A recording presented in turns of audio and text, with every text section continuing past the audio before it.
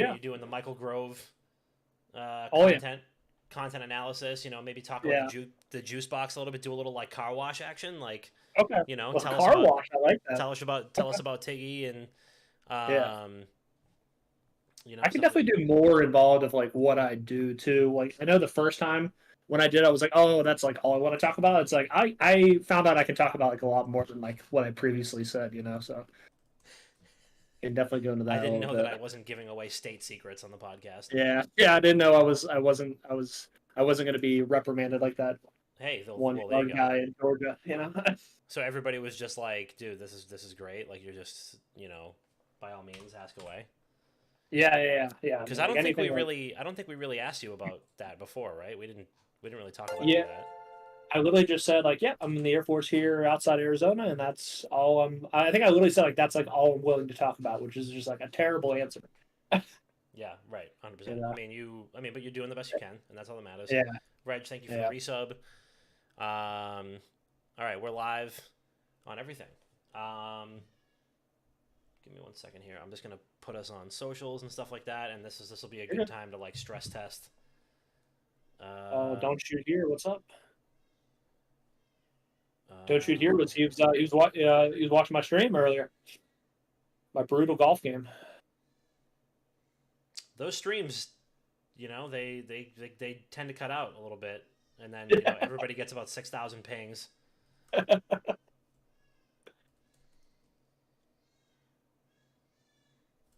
Let's see here. Speakeasy, thank you so much for the resub. We missed you too, Baba.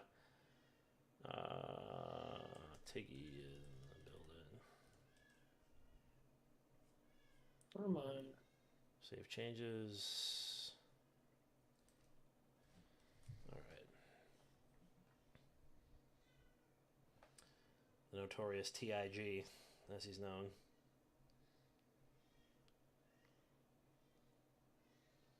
Tiggy.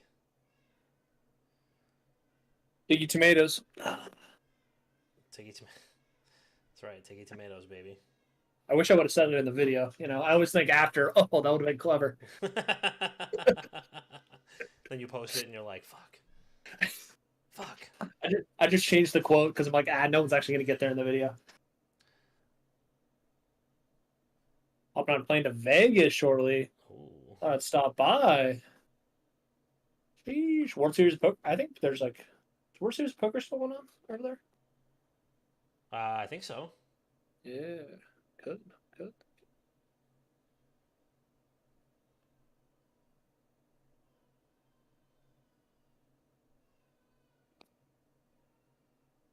Oh my god, I'm a fucking bozo. Look at the way I tweeted this. Oh my lord, heaven, Jesus, please save I me. just got the There we go. All right, put it on I got deleted, Instagram so Nora knows that we're live. every time on Twitter or no on Instagram. Nora, big user of the Instagram stories, Power or user. not the Instagram stories, the Instagram like away messages, and I respect that. Yeah. She definitely is. She is a power user of that feature for sure. And it's usually about Fortnite, and I think that's awesome. Oh yeah, she's her what is your Instagram? Money in the bank Tigs. That's right. I wish I had my Money in the Bank briefcase. That would have been nice. Oh. I literally made the name after I saw Money in the Bank, the pay per view, and I was like, oh, Q. pretty good. Thank you so much for the resub. I'm just socializing our stuff right now.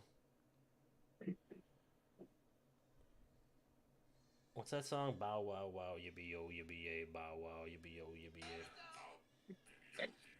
Hold on, let me get Shazam up real quick. Hold on. I got it. I'm gonna put that on the story so that way you can't click past it. Twitch.tv/wickedgoodgaming. Click here.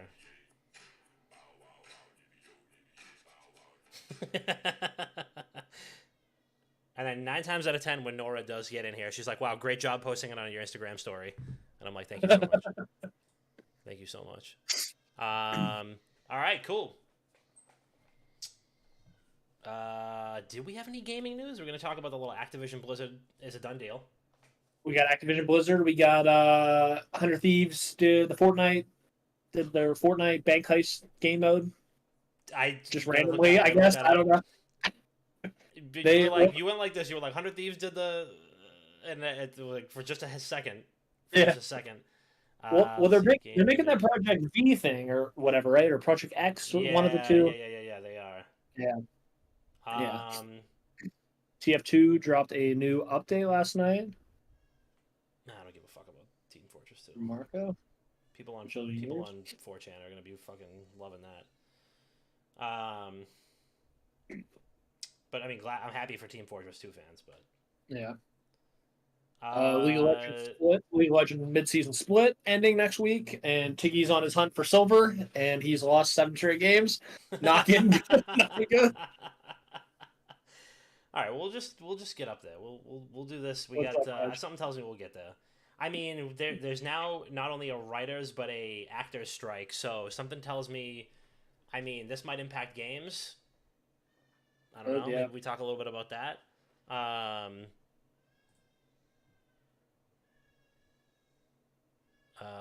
All right, cool. Let me just add here the Discord like I normally do. We could talk movie predictions, Mission Impossible, Barbie, Oppenheimer. Not that it's gaming, I guess. Are you gonna do a little double feature? Honestly, we'll save it for the pod. Okay. Look forward to the Soul Fighter game on the League. Yeah, that's gonna be cool. Yeah, I think that comes out. When does that come out, Q? Is it the end of this week or next week when the season ends? All right. We are gonna get fucking rolling. I'm gonna hit record. On this episode of Not Another Gaming Podcast, we're gonna be talking about a little Mission Impossible Dead Red. What'd you say? What did you do? Oh, sorry. As soon as you started talking, I literally just said July 20th and then probably cut. Oh, shit. Okay, now it's fine. Yeah. I'll kill the recording. We'll kill the recording. On this episode of Not Another Gaming Podcast, we're going to be talking about I'm fucking stumbling over my shit. You're making me nervous, Tiggy. I fucked you up. You did fuck me up. On this episode of Not Another Gaming Podcast, we are going to be talking about the Activision Blizzard acquisition by Microsoft. It seems to be finally a done deal, and now everybody can shut up about it. The actors and writers strikes are continuing to heat up, and it may start impacting video games. And maybe we'll talk about a little Tom Cruise. Talk a little Mission Impossible Dead Reckoning, because we have the notorious TIG, Tiggy Nation, on the podcast this week, live, direct, and handsome for episode 345. So strap yourselves in, get ready, keep your arms and legs inside the podcast at all times. Here we go.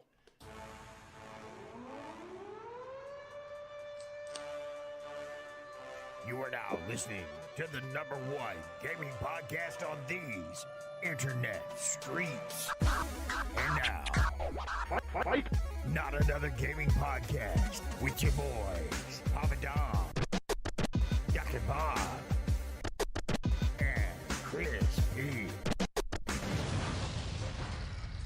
Yo, welcome back to Not Another Gaming Podcast. It's your boy, Papa Dom. We are live, back, direct, handsome, and it is an extra dangerous episode of Not Another Gaming Podcast, episode 345, featuring the one, the only, Mr. Tiggy Nation. Ladies and gentlemen, he is back. Tiggy, how you feeling? I tell you, I'm feeling tremendous, Dom. I'm feeling tremendous. It's a glorious Thursday evening here, and we're in the studio, the virtual studio here of Wicked Good Gaming, and I just feel at home. It's good. It's finally, The Rock has come back home. You know, we are officially back. It's episode 345. Tiggy is back here. It feels great. It feels like home. It feels like a Friday Junior. You know, and it's just we're just rolling right into the weekend just like we normally do. Recurring guest, friend of the program, friend in real life, Wicked Good Gaming contributor, man on the street extraordinaire. Tiggy Nation has joined us, so let's just get right into it. We're gonna do a little weekend recap. Damn, son, where'd you find this? And then we'll get to talking. We'll get to talking here because we got a lot of ground to cover and not a whole lot of runway. You feel me? So Tiggy, how was your weekend? What'd you do? Get up to anything good? Last weekend was pretty good, pretty good. I was back in my home city of Wheeling, West Virginia. Took some leave, went back, had a friend's wedding. Incredible. Was honored to be a groomsman and didn't Love have that. to be the best man or anything. So it was awesome. It was just a party, which I is the love that. best. I love that. You didn't have to be the star of the show. You could just focus on enjoying yourself. No, I didn't do that. I was the behind the scenes man. I pulled out the phone. I was taking behind the scenes photos and videos, and I tell you, the groom loved it. He was like, "Send me all of those. Send me them. Send me them." So I sent them all to him and stuff. It was like 400 photos I took in like a 4-hour span. So Beautiful. I think he's through half of them. But other than that, that was good. I golfed a little bit, played a lot of pickleball, which was incredible. I don't know if you played. Have you played pickleball? I haven't played pickleball. No, there is. It seems to be rapidly expanding. It's like manifest destinying all over the U.S. right now. But there's a lot of controversy about pickleball.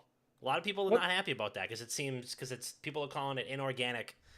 The expansion. It's just like a bunch of like venture capital firms that are just like, let's just start painting over basketball courts across the fucking U.S. like it's some like insurgency. So there's a lot of people that are pissed about it. But I haven't played pickleball yet. But I don't know. I'd like to do anything that'll like get me outside. So maybe I'll try it out. But you've been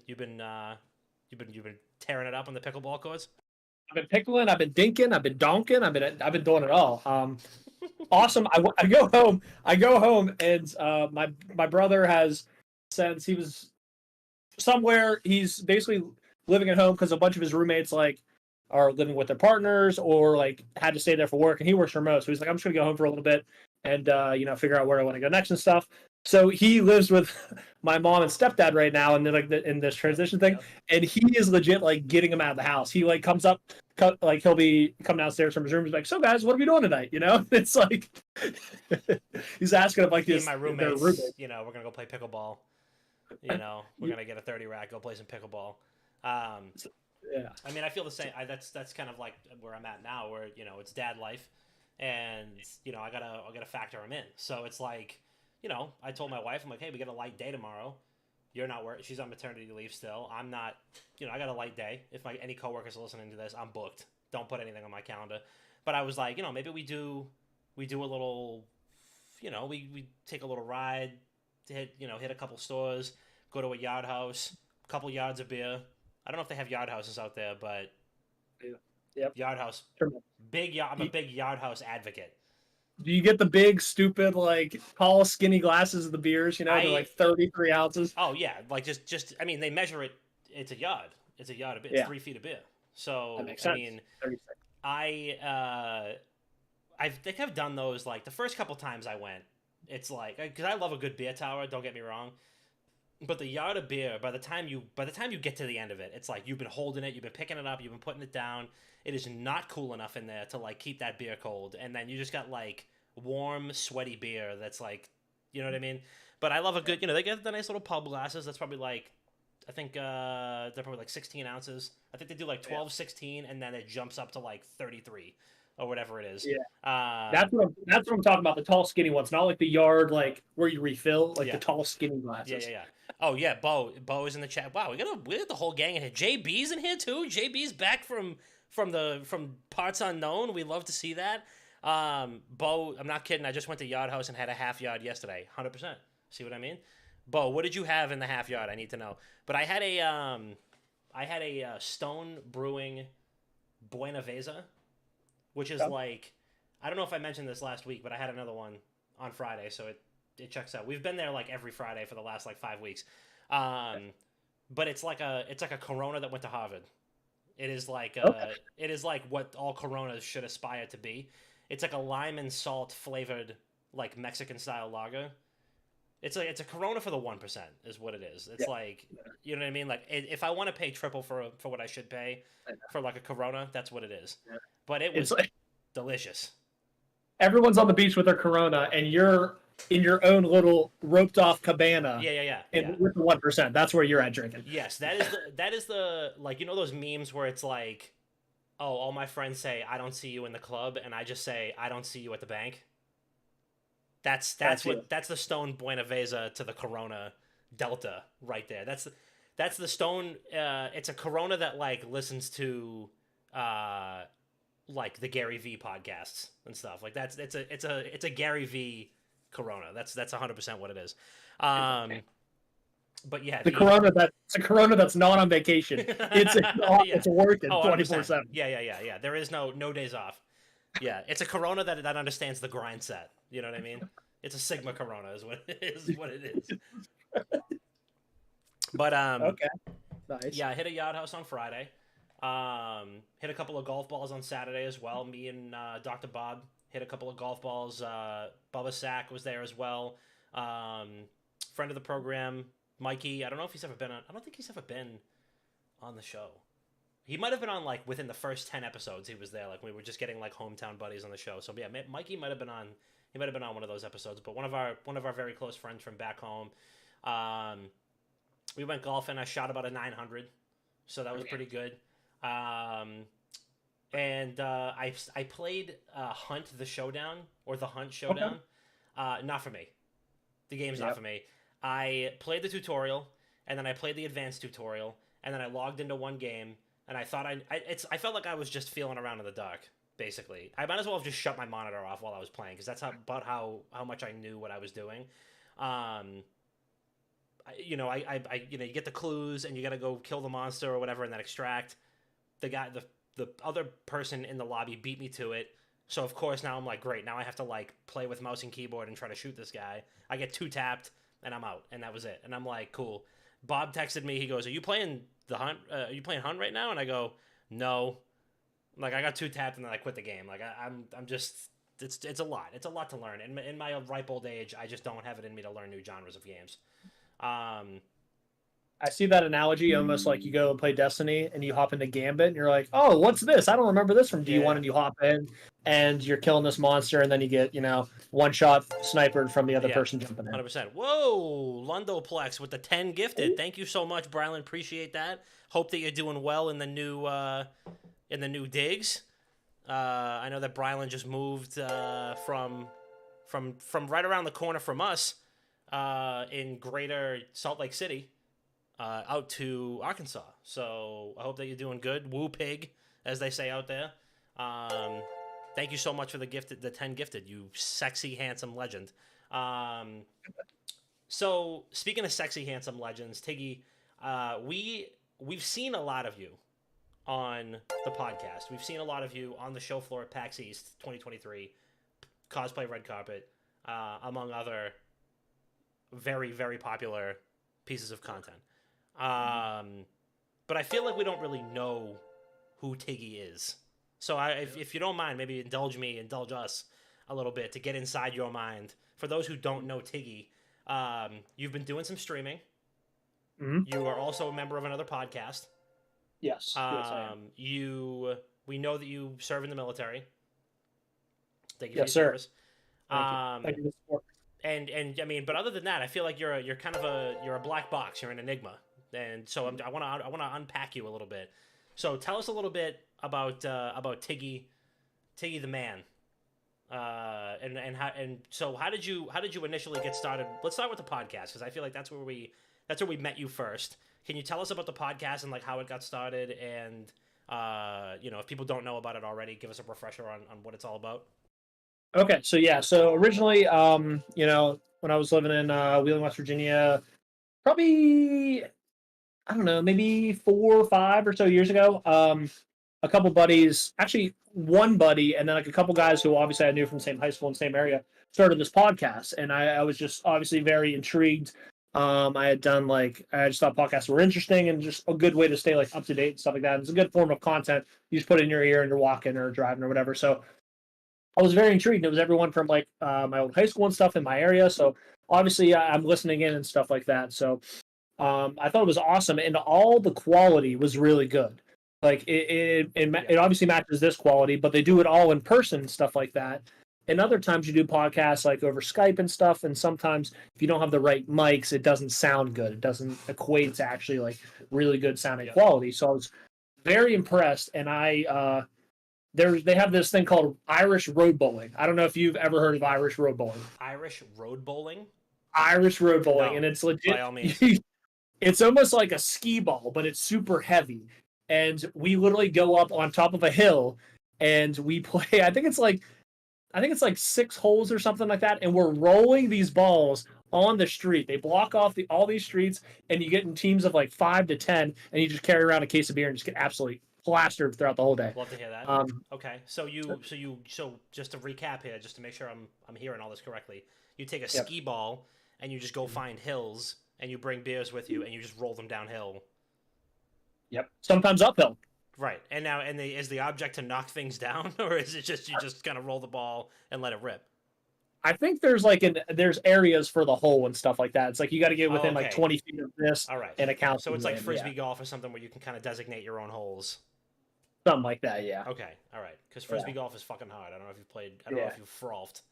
But frolf enthusiasts might be a little much, but I enjoy it from time to time. All right, because you were talking pickleball, you were talking about this road bowling shit, you were talking about you golf. So I mean, frisbee golf is like the last like white guy infinity stone to put in. So all right, now sorry, go ahead, keep going. I just play all the sports that actual athletes don't want to do. So I can excel in that. But anyways, Irish road bowling. They were all there, and I went up and talked to them. I was like, "Hey, I just want to say I love the podcast, and I think the quality is like awesome and stuff, and I'm just a big fan and stuff like that."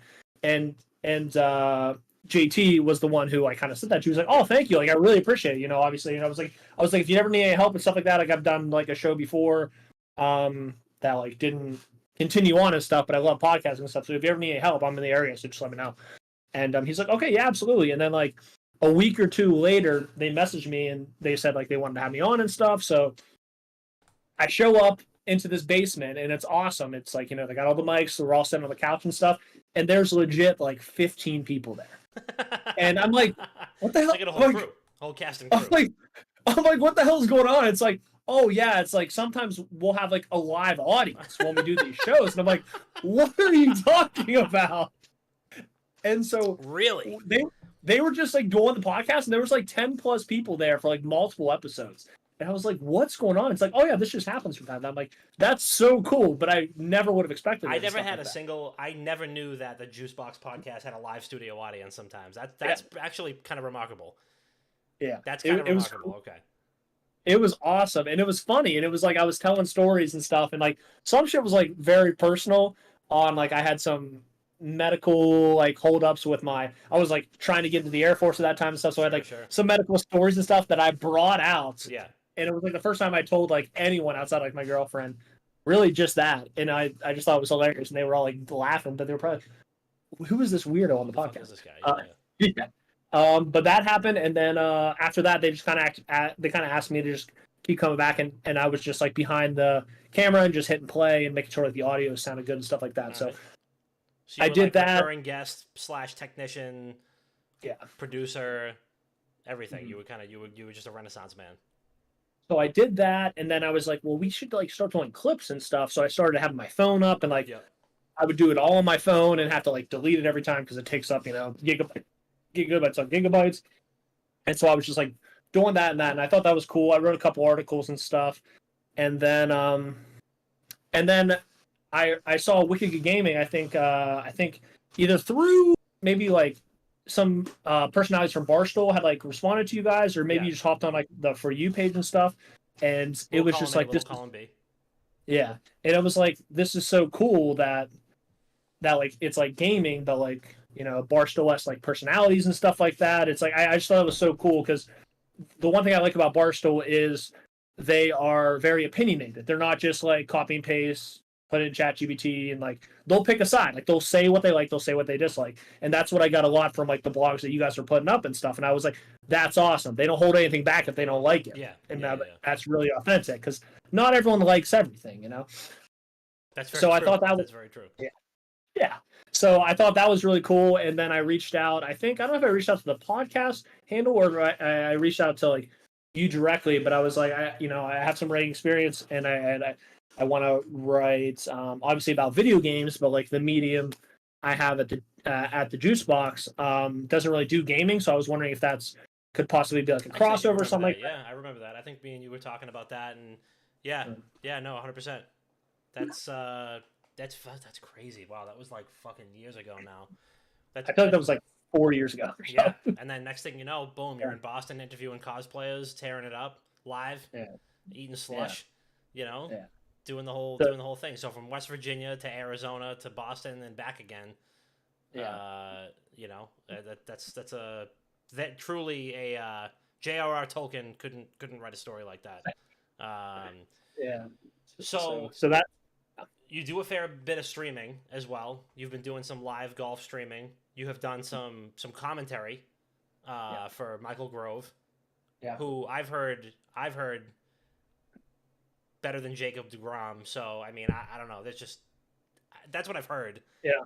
A lot of people have said that. So I didn't come up with it, but I'm just telling you what I heard. So what's going on with all that? Are you trying to like make a little regular thing of it, or either one of them, the golf or the baseball commentary? Like, are you trying to bust into the what is it? The oh my god, the Hartford, Connecticut fucking ESPN office or what? Yeah. Well, I need a journalism degree from Northwestern first for that. But not a slight if anyone went to Northwestern, but that's what they always say. I do know somebody who's currently in a journalism program at Northwestern. I don't think she listens to this podcast regularly, but I'll have to let her know that you were fucking around. Okay, please do. But anyways, about you are correct. Michael Grove last year, tax year 2021, was top in fastball accuracy, minimum 150 pitches thrown in the regular season. So that is official, beating out the one Jacob deGrom. So that's not conjecture. That is a fact. Actual fact. Some account tweeted it, and I think they had a blue check mark, which means it's fact. That's true. So, yeah, everybody knows that. Everyone knows that. But yeah, so I've been just streaming golf, mainly because there's this guy, I think his name is Daltouche, and I think he is a Warzone streamer, but I saw he was golfing with Nate Shot. Shout out Nate Shot, 100 Thieves. But, he always claims he's super good at golf, and I was like, oh, golfing with Nate Shot. Okay, I want to see how he does. And naturally, Nate Shot chunked every single shot I saw, and I was like, this guy's terrible. But I digress. I was like, that's so cool that they do golf content with like gamers and stuff. I'm like, that's really interesting. And it was just very entertaining in how the production was. And I'm like, well, I'm not gonna have a production team. I'm not good. But I saw an Instagram ad for like this stake that goes into the ground and it like magnetically hooks to your phone. I'm like, why don't I just live stream it on Twitch? I originally did it just so I could like see me and take like videos of me just so I could get better possibly and review my gameplay. And like if I hit something sick, I'm just gonna clip it, obviously, naturally. But I do it all the time. Delete the VOD, burn the tapes, but just keep that 1 30-second clip. That's the way you do it. But I do that, and everyone who I golf with, I'm like, yeah, you mind if I stream? And they're always like, oh yeah, I guess. But by the end of it, they're always like, hey, can you send me some highlights of my good shots and stuff every single time? Yeah. So I golfed with the guy actually today. We had a 2v2 scramble on for our base and stuff like that. Okay. And actually smoked him 68, 3 under, no bogey. But he was no bogey golf over here. No bogey, birdies only. Yeah, birdies only. But he was like an older guy, very well established, like officer in the Air Force and stuff. Never met him before. And he was like, oh yeah, that's fine, sure. And by the end of it, he was like, hey, you got to send me a couple highlights of those. And I'm like, absolutely, sir, you got it. So, I just like to have fun and just stream stuff. I got a buddy who, grew up with mainly my brother and played hockey with me and against me and stuff throughout the years. And, he's up there with the Dodgers right now. And he's currently in New York, so hopefully he'll be pitching here in a couple days. And I just happen to watch him on my Twitch stream. It might not say IRL Sports. It might say Baseball Slam Fest 2023. It might say something like that in the title. I don't know. Yeah, just it might just say like, please don't DMCA me. You just keep the controller on screen, and then they think it's just I see what you're saying. I'm picking up what you're putting down. So I just do that. I think it's fun, and it's like I'm not really in it for viewers or anything. I just do it because I think it's fun, and sometimes my friends or family hop in, and like this one guy, shout out Adam, he's been hopping in watching my golf streams all the time, and I think that's freaking awesome. He's like, no one's doing this. I think it's interesting. I'm like, it's very. Dude, one of the most like trafficked streams that we had was when Mario Golf came out, and I like kept the camera like on my full length body and was playing like motion control Mario Golf on Switch. And I had like a full golf outfit on, and we had like 30 concurrent viewers the entire time. And that actually came up on my time hop like 2 years. I think it was like 2 years ago at this point when we did it. I think I only did it. I can count on like one hand how many times we actually did it, but it was like a banger every single time. So I definitely feel you. I mean, people thinking outside the box is what's making, that's what gets the people going. That's what gets the people going. So let me ask you this: dream golf foursome. Ooh, anyone in the world? Anyone in the world, doesn't have to be gaming or esports related, but dream golf foursome. Anybody in the world, and yeah, and then we'll go from there. Okay. Dream golf foursome. Okay. I would say Tom Cruise naturally is where I'm going. Ooh. He's done it all. He's saved the world. He's flown fighter jets. He's kissed beautiful women, and I want to see how he hits a driver off the tee. Yeah, 100%. Short clubs though, probably short clubs. Very short. You've got to make sure those are custom.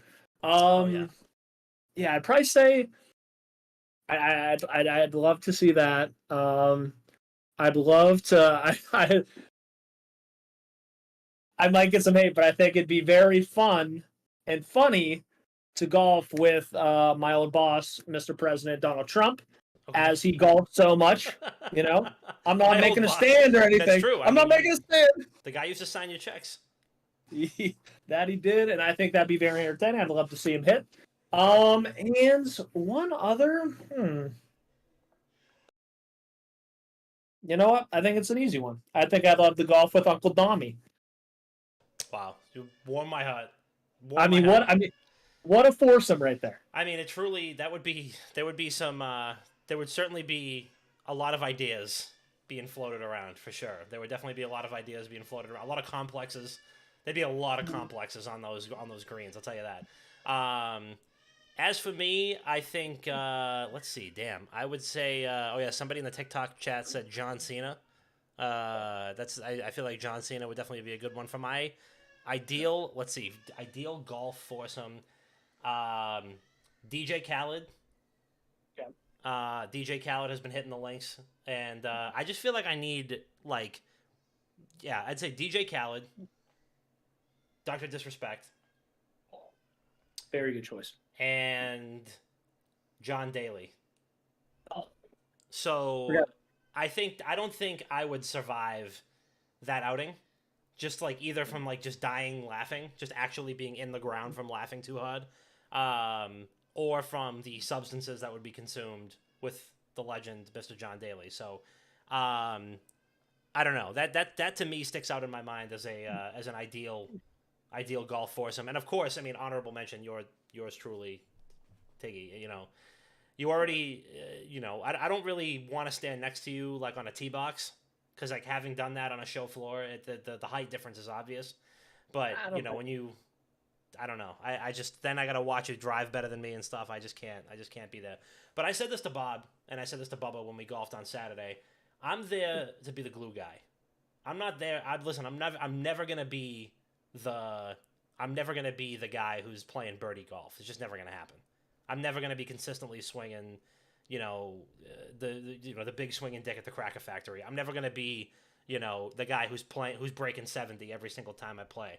I was always, even in Little League, I'd go 0 for 8 in a game, but I'd be going to the concession stand, making sure that we're loaded up on Big League Chew. I'd literally ask my coach, I'm like, let me get a 20 so I can go to the concession stand, get the BLC, the sour flavor, just get the boys and girls energized. I'd be rattling the cages. I'd be starting the chants. So 0 for 8 at bats, 5 chants started, 15 snacks purchased, 300 good games. I'm the glue guy. And you know what? We made it to the playoffs both times that I think we were eligible for it. So I'm just saying, I'm there to be kind of maybe a Bartolo Colon type figure. I'm there to be that unicorn, and every once in a while I'll get a little ribby for myself and the crowd goes wild because you know why? Because I earned it. Or it's like Yeah. Goldberg, right? Goldberg gets in a goal for the Mighty Ducks, and he actually makes like that one save, and it's like, dude, you thought this was just a clown shoes operation. Fast, silky mitts. So that's me. I'm the glue guy. So you don't take me golfing to be like, damn, you gotta see Dom's short game. I mean, this shit is crisp. You take me golfing to be the glue guy. I'm there to like, hey, you want another beer? Great drive. Wow, what a chip, dude. That's an easy. Please come on, you're right there. This is for par, and it's a fucking 3-putt away. I'm like, this is for par right there. I'm all about the vibes. I'm hyping up the homies. So if you don't feel good, it's impossible to leave a golf course when you play with me and not feel good about yourself. I'm putting in for double bogey, and you're at the card girl grabbing a 6-pack. I'm like, nice touch, nice line, Tig. Hit that again. I didn't see it. Let me see that one more time. Somebody time lapse that. Yeah. Hey Gab, how are you? Thank you for jumping in. We missed you. But yeah, that's the it's all about camaraderie. Golf for me is, you're there for the sights. You're there for the vibes, right? You're there just to hang with the homies. But it's also the camaraderie. It's like 5% about the actual game. It's mainly just I'm there for the vibes. So, and it's even if you go out there and you shoot a $130, you know who's gonna be hyping you up the whole time? Me. So, you know what I mean? I'm the one that's reminding people in the morning, get a coffee, pick up a sixer, if you haven't already. I'm going through Duncan. You want anything? Yeah. So I'm like part-time soccer mom, like hype man, and also glue guy, and like super part-time actual golfer. Yeah. So I don't know if that's how you feel too. But you're also, if I could shoot under 70, I probably would feel differently, but I'm not sniffing 70 anytime soon. To be fair, I got to come clean. I didn't shoot 70 by myself. It was a scramble, and about 30 of my shots were used. So I need that on the record. Okay, that is good to know. That is good to know. I'm glad that this is honestly the best policy, and I'm glad that we got that out there in the open. But speaking of things that are out in the open right now, Mission Impossible: Dead Reckoning, now in theaters. What many people are calling the action movie of the decade. We don't normally talk film on this podcast, but I feel like it's important, just given all of that Tom Cruise has given us culturally, and also since we've already name dropped him like 6 times. Can we get just a quick Tiggy Tomatoes quick review of Mission Impossible? Spoiler free, please. Mission Impossible: Dead Reckoning. Can you give us a quick Tiggy Tomatoes recap or review rather? Absolutely. So yes, actually, I think it was Tuesday. I was thinking, what's this movie coming out? It said Wednesday. It was actually available Tuesday. It's astounding nowadays, the movies. They're supposed to release on Friday, and then you can do the Thursday night. Mm-hmm. Now you can literally see it 3 days in advance on a matinee. That's absurd. Makes no sense. But I digress. I didn't care. I was very enthusiastic. I love Tom Cruise. I've watched all the Mission Impossible movies multiple times, as have you, as have anyone any red-blooded American. Yeah, you watch that. In Tropic Thunder, how they watch Simple Jack, the Ben Stiller movie, and they think he's real. I would like to think that any nation that is considering conflict against us or espionage is well, Ethan Hunt is going to come after us if we do this. Yeah. So, but go on. Sorry. And he's doing it as a rogue agent, 100%. The IMF burnt him. So the Impossible Mission Force, which is an insane name for a government organization. The Impossible Mission Force. Sorry, go ahead. It is funny just saying that out loud. It's just Jesus, they couldn't have thought of anything more clever. They're 7 in. They can't turn back now. No, that's why they had to just get rid of it. It's just now it's just him and Ving Rhames and Simon Pegg. Yeah. So it was incredible. Obviously, those 3, the head honchos, the IMF, cold open, they bring in this new character, and they're like, welcome to the IMF. That's the only spoiler I'm going to do. So that was really cool. So also Rebecca Ferguson's in it. Been in the past 3. Incredible. Doing amazing things for Silo. Shout out Apple TV. Mission Impossible, though, so much action. I think it was 2.5 hours. I don't know why I keep moving my hand like that. I'm gonna keep You're talking about swatting anything. away like a bird that is flying around your bedroom. Yeah. Tom Cruise haters are trying to come in here real quick. You have to put the hater blockers up.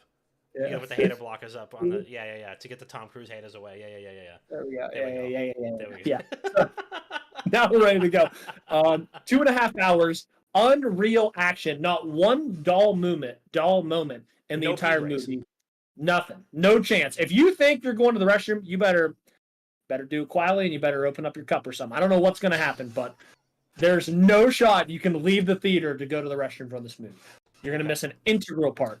But it wasn't just constant action. It wasn't like an Expendables movie or a Fast and Furious movie. You know, it's all right. The excitement is high, but there's some walls in the valley. You know, But it was incredible. So much action. They had the classic. You know, they got trains, planes, falling from the sky, fast cars. I mean, romance, comedy, and now there were mask reveals. How were the mask reveals? Out of 10, score out of 10. They were. I'm not even kidding. I completely. It's like I completely forgot that they do the mask. Yes. Because when it happened, I was like, oh wait. I was like, that's not really a person. Dude, I watched the first Mission Impossible. Oh, I'm sorry, Mission Impossible Fallout on FX. FX has been playing them nonstop. I watched Mission Impossible Fallout for the first time in like probably 2 years, whatever, since it came out. And I remember being in the theater completely having forgotten, because I didn't watch the Jeremy Renner ones. The last one I watched was Mission Impossible 3, and I totally forgot that was a thing that they did. And then when he's like Wolf Blitzer and he takes his mask off, I was like, what the fuck is going on here? Dad Bod Jeff, thank you for the follow. Appreciate you, King. But yeah, the mask reveals in Mission Impossible are just, you can't beat them. I can't think of a single other movie series that does like a trope like that that tops that. There's no like I saw one of my buddies tweeted out like the mask reveals in this Mission Impossible were insane, and it's like, what do you even compare that to as like a thing? Because it's like plural. They don't just get you once. Yeah, and it's funny. They start out, they do the mask reveals, then they need the mask reveals later, and somehow, you know, like in Fallout, whoever Henry Cavill smacks his head on the laptop that they need, and it's like at the end, the math don't work. And they have one laptop. The Impossible Mission Force has they only have budget for one workstation for the entire crew. So there's one laptop that can create these deep fake masks that they wear or whatever. Well, by that time they've already gone rogue again, and the IMF is also after them naturally. That's right. Oh wait, so this is in. No, I'm mentioning from Rogue. Sorry, this is all from Rogue because they do that and then they're I mean, it's truly I mean, it sounds like quite the picture, and you can put down the Tom Cruise hater blockers now. Yeah. So 100 out of 100 on the Tiggy Tomato scale. I've heard 100 out of 100. I mean, I can't even describe it because I don't want to give anything away. But I mean, yes, everything I would describe would be like, oh, so it's a Mission Impossible movie. Right. Yes, but that doesn't mean it's not good. That doesn't mean it's not entertaining. And it's astounding that Tom Cruise has not won an Oscar yet. I mean, he should have his own award for what he does to save the film industry every other year. I mean, we've spoken at length about Top Gun Maverick, and that is literally, I mean, what a film. I have a stat here for you that Tom Cruise has outlasted. Give me a second here. He has outlasted 3 different Spider-Man actors, 4 Batman actors, and 5 Superman actors since Ethan Hunt became a character in 1996. That's pretty incredible. And he has also outlasted like 6 James Bonds. Yeah. And I think it's like, give me a second here. Hold on. I have it somewhere. James Bond. Well, it might not be the actors. A third James Bond. A third James I mean, okay. Listen. Right. Yeah. I mean, they could be recasted, but I'm talking about the quality of these flicks is just so that it's like, we don't need to recast this guy because he's inevitable. Yeah. He's going to make a banger of a movie. He's absolutely going to get on a motorcycle and drive it off a cliff for our entertainment to save the cinema industry. Yeah. I mean, it's truly remarkable. Nobody has enough midichlorians or whatever Scientologists measure to stop him. You don't have enough. You can't No stop chance. Tom Cruise. He's inevitable. No. There's only one person that can stop Tom Cruise. And that's himself. And That's himself. So, yeah, it's like 3 James Bonds, 3 Spider-Men, 4 Batman, and 5 Supermen since 1996. Ethan Hunt is... It's like Ethan Hunt is the size of this, and it's like the MCU comparatively is down here, dude. The Ethan Hunt cinematic universe can't be stopped. Yeah. It's crazy. Do you know why? Apparently, too, speaking of the Marvel Cinematic Universe and stuff like that, Jeremy Renner wasn't in Fallout because he was on call for Marvel, and they didn't even use him. Oh, shit. But Marvel wouldn't release him to do the film, though, just in case. Yeah. I mean, I don't know, man. I just... don't get me wrong, I do like Jeremy Renner quite a bit, and I think I heard that he was good in those 2 Mission Impossible movies. I don't think I've ever seen anything that he's been in that I didn't enjoy. But I mean, Tom Cruise, man, he's just doing it. I mean, imagine if he just rolled over and he was like, yeah, somebody else is going to play Maverick in the next Top Gun movie. It's not going to happen. No. It's not going to happen. He is cinema. Yeah, no, he is. And I mean, he literally saved movie theaters. Yep. And gave people jobs, put them to work. Yeah, 100%. He's creating jobs. He's the best jobs president we've ever had. Absolutely. Tom Cruise. I mean, I just it's absolutely remarkable. And the thing is too about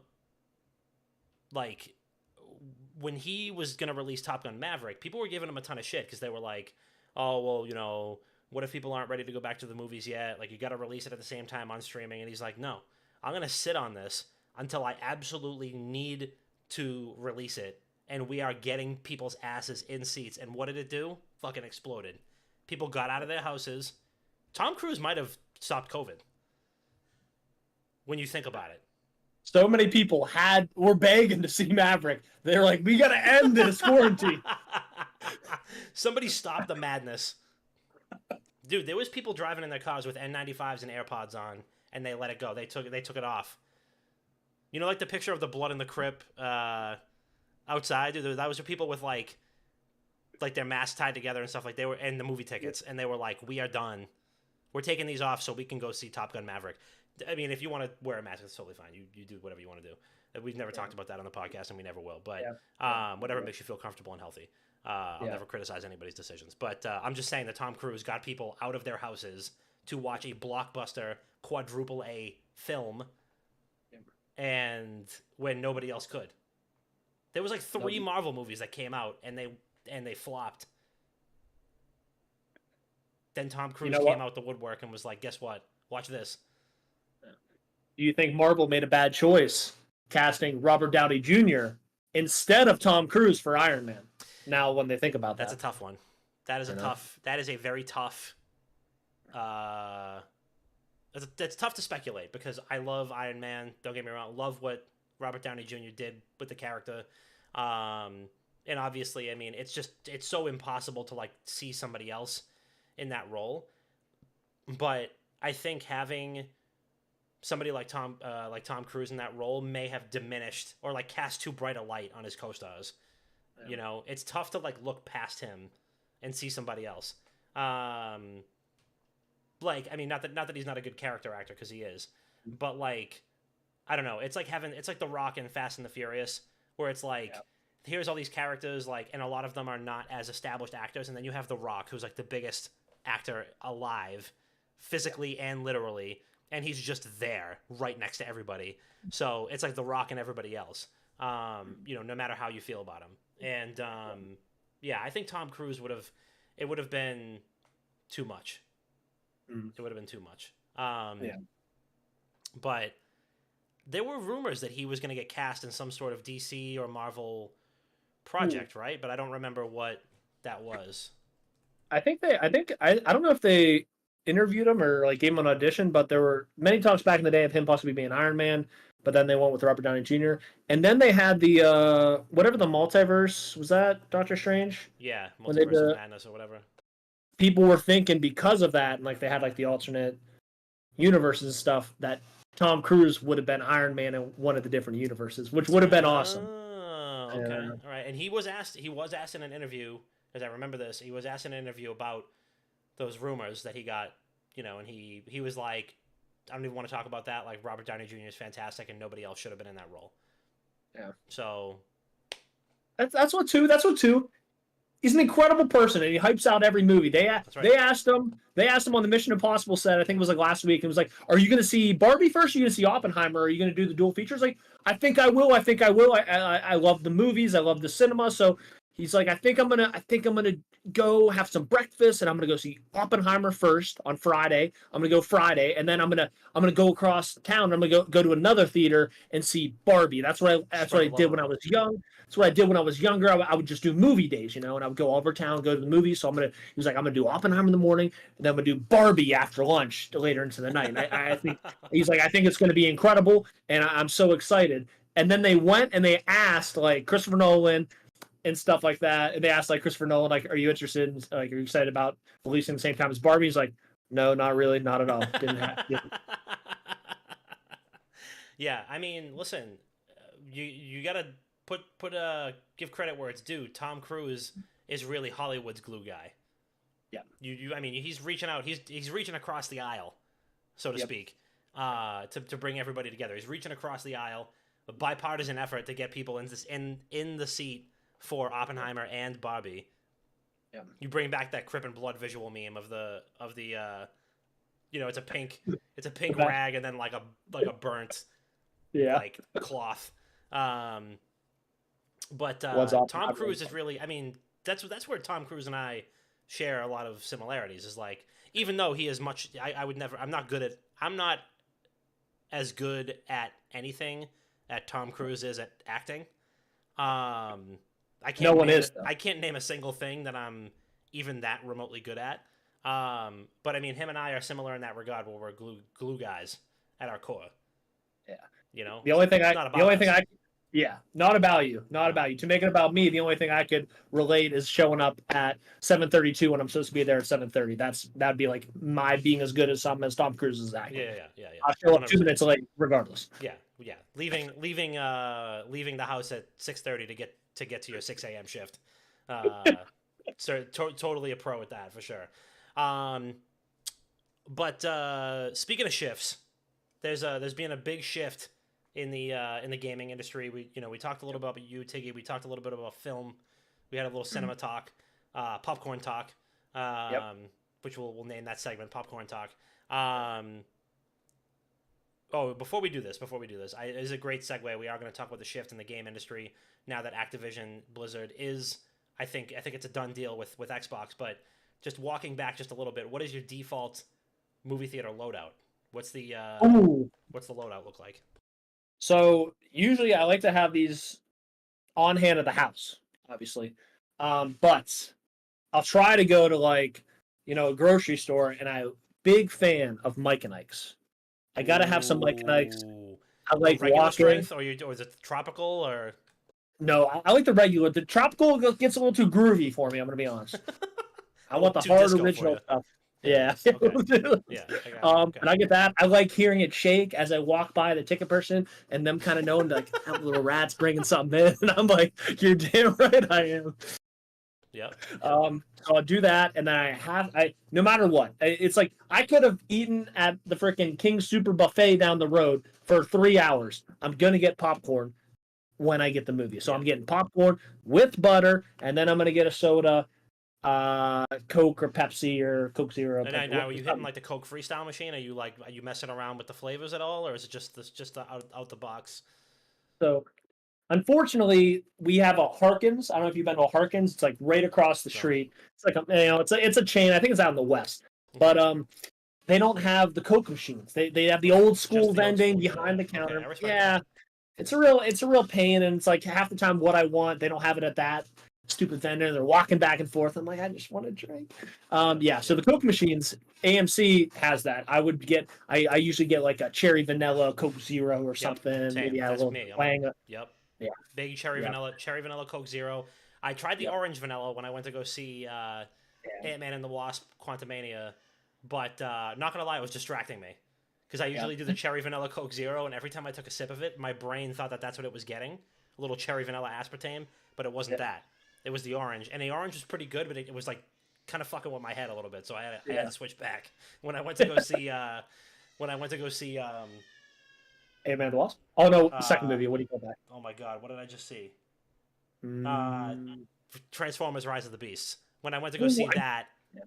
when I went to go see that, um, that I switched back to my cherry vanilla, and I do this. I'm a oftentimes a purist. It's just the popcorn and the soda, but I do like a good the Bunch of Crunch.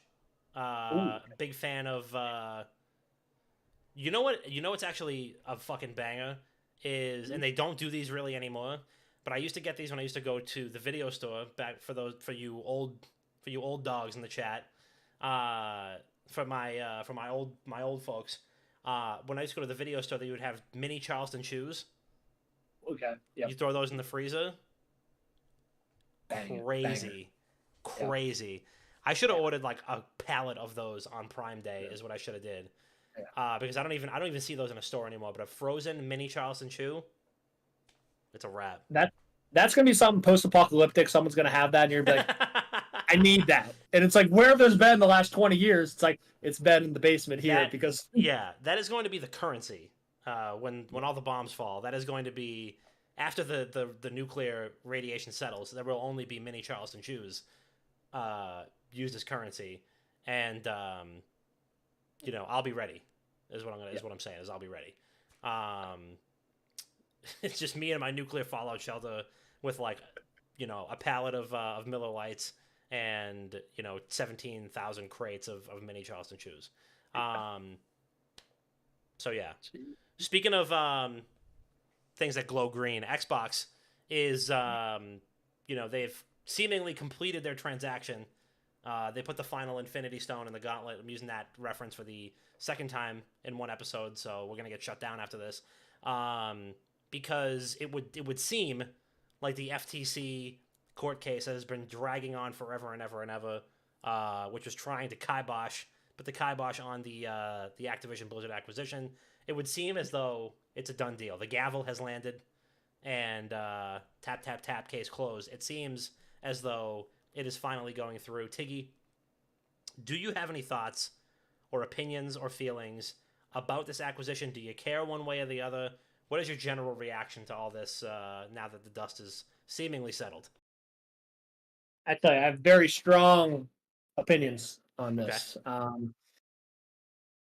But I'm very happy. I'm happy it went through solely for Xbox Game Pass will now have Call of Duty. So I think that's awesome. And anyone who buys Xbox Game Pass, you're not going to be, you're not going to be led astray when you pay $70 nowadays to buy a half-finished product every year. So. Yeah, see, there you go. Now, do you feel like good, bad, or like in the middle? Like, is this good for gaming? Is it bad for gaming? Or is it ineffective, like ineffectual? Because there's a lot of people that have said this is good for gaming. More games will be on Game Pass. People will have more options to purchase these or play these games that, or it's bad for gaming because, it's just going to create like a land grab with these studios, which is kind of already happening. And some people are like, it's probably not going to impact anything and you're still going to be able to play all the games that you want to play. What are your thoughts on that? I don't think it's going to affect much. I mean, like you said, it's awesome for the Xbox Game Pass users because, you're going to have more games and stuff like that. I mean, I think Xbox needed it to kind of like stay afloat, right? Last time I checked, like this is kind of for their survival. And, if Activision can, sell out and like now Microsoft will hopefully take better care of it. Yeah, so it's unfortunate. I mean, it's whatever. I mean, Bobby Kodak's going to get a big payday. He was going to get a payday regardless. So it's like you can't harp on, the hatred of Bobby Kodak. Yeah. Whatever. It's like that was going to happen no matter what. He was going to get paid no matter what. Yeah, 100%. I mean, and that's just like a dead issue at this point. I mean, you already know that that's happening. There's nothing you can do to take money out of the guy's pocket. He's got a golden parachute, and then that's just the end of it. And yeah, I don't know that it's fair to say that this is bad for gaming. I don't know that it's necessarily great for gaming because at the end of the day, like, do we want just like two studios owning every single major studio Probably not. And also, Microsoft hasn't really proven that they can get they're like, they haven't really proven their ROI for a lot of the studios that they have acquired, because there's been a couple of duds in their corner. So, a lot of the big criticisms that I'm seeing is that like Microsoft game studios can't put out a hit, and so now they're just buying up studios that they're hoping will put out bangers for them. So really, I hope that at the end of the day, the people that are impacted by this, like the actual employees, will have a better work culture, better policies, hopefully better pay, benefits, stuff like that. That's really all I care about. Yeah. You know what I mean? It's kind of weird knowing that like Microsoft will own World of Warcraft. Yeah. Because that just, to me, has always been like its own genre and like its own platform, just like as an institution in games. But I'm sure it'll come out with sometime in the next couple of years, the way workers are being treated. Hopefully, this helps to introduce some sweeping reforms when it comes to company culture, pay, benefits, stuff like that. But only time will tell. But speaking of time, it is that time that we listen to some voicemails. 617-701-7678. Pick up that phone and talk to them. Show. Tiggy, I don't know if you're going to be able to hear these because I don't think Bob could last week. Okay. But I will. I'm going to hit play, and we're just going to see what happens. I trust you. You hear it? That's so crazy. I cannot believe that you can't hear that. Wait, give me 1 second. Let me see if I can. I can hear it now. I can hear it now, like when you talk.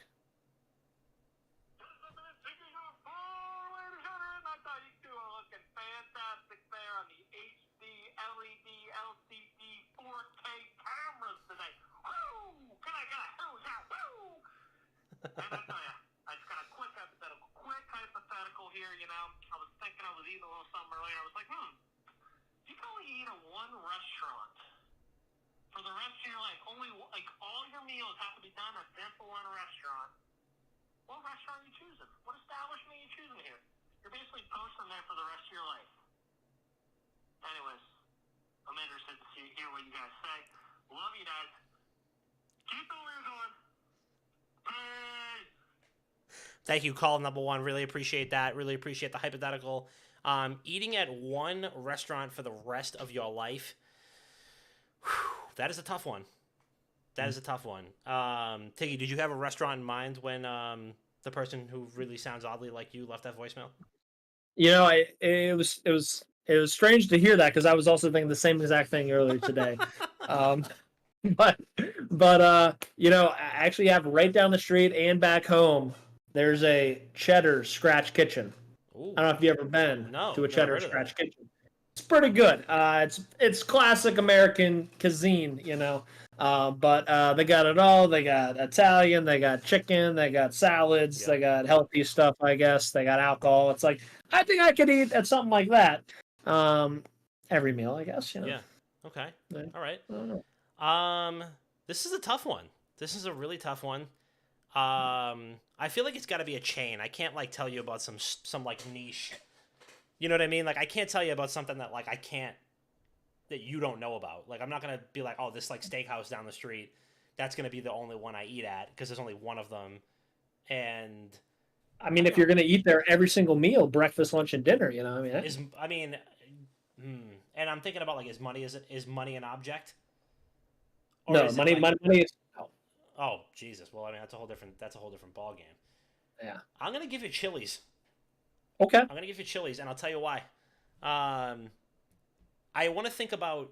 I'm thinking about things that I would be depriving myself of if I couldn't only eat at one restaurant.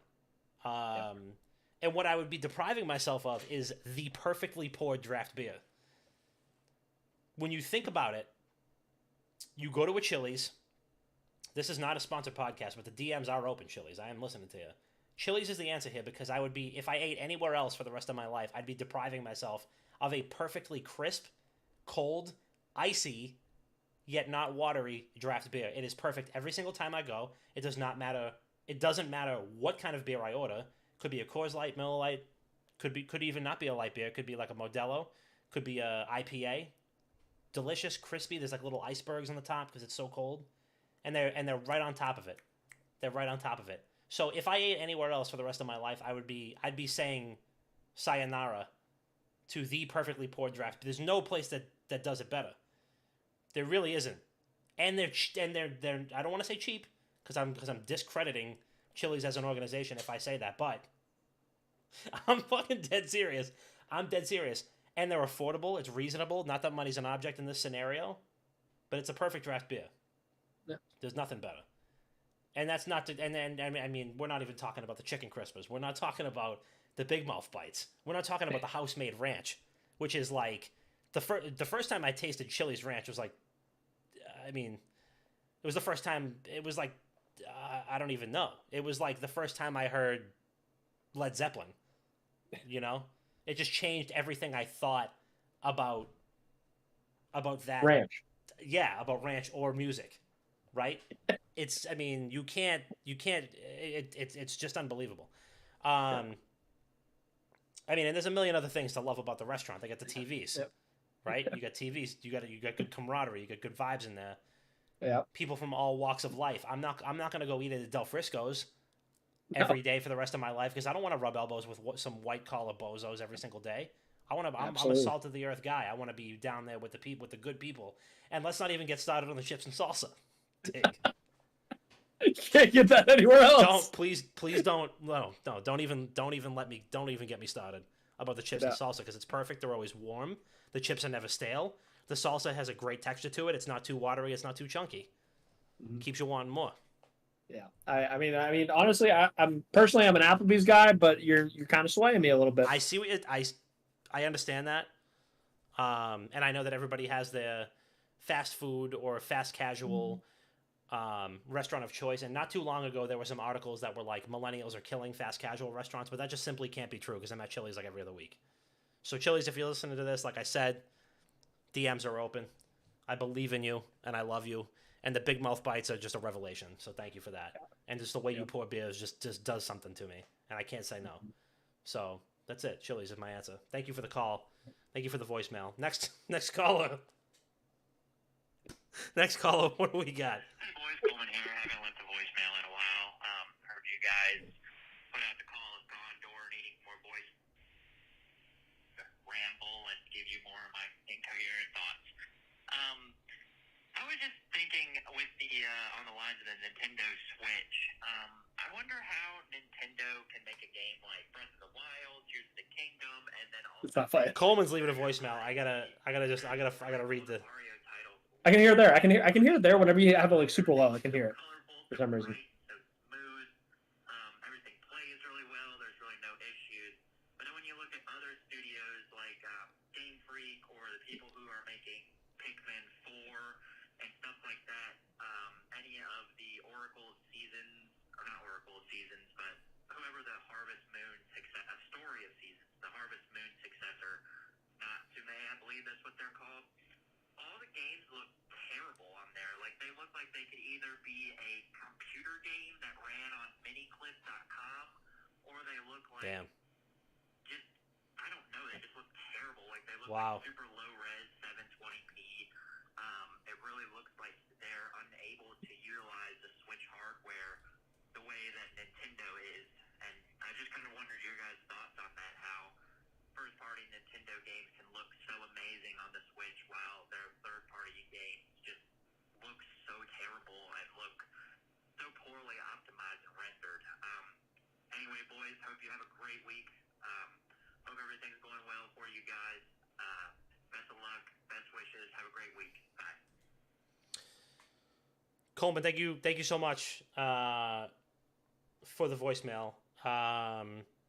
We also have a late breaking voicemail that just came in, but it's I don't have the answer for that. I mean, the question in a nutshell was, why are some Nintendo first party games so gorgeous and why are others horrible?